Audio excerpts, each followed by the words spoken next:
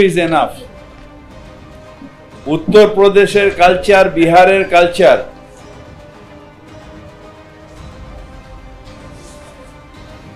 আহমেদাবাদের culture এখানে ঢুকতে দেওয়া হবে না। বাংলা ক্রিমিনালদের জায়গা নয়, বাংলার সংস্কৃতি হচ্ছে সংস্কৃতির জায়গা।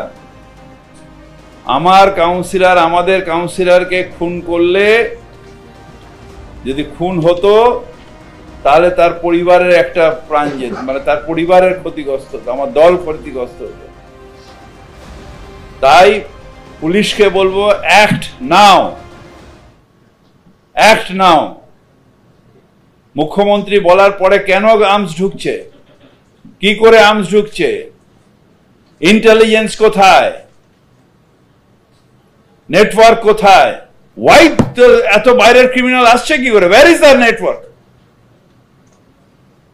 বারবার মুখ্যমন্ত্রী বলছেন নাকি মুঙ্গের থেকে আমসা, যারা মুঙ্গের থেকে আমসা যান ধরার জায়গা করো। যদি জল জমে, আমাকে তো জল জমার ব্যবস্থা করতে হবে, জল না থাকলে আমায় ব্যবস্থা করতে হবে।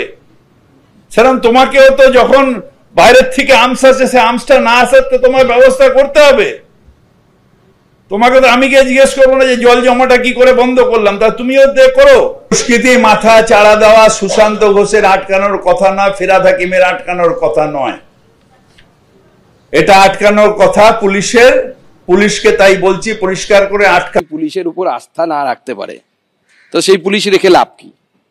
এবার ধরুন উপর থেকে বাংলার হোম মিনিস্টার চাইছে আর পুলিশ করছে না, এটা যদি আমাদেরকে বিশ্বাস করতে বলে বাংলার মহানাগরিক, তাহলে তো সেই হোম মিনিস্টারের থাকা উচিত না নিজের পদে, তাকে সরে যাওয়া উচিত, আত্মশ্লাঘা থেকে সরে যাওয়া উচিত যে আমি এমন একজন রাজ্যের পুলিশ মন্ত্রী, আমি বলছি আর পুলিশ শুনছে না, তো আত্মশ্লাঘা হওয়া উচিত, নিজের উপর ঘৃণা আসা উচিত যে আমি এই কাজের যোগ্য নই, আমাকে সরে যাওয়া উচিত।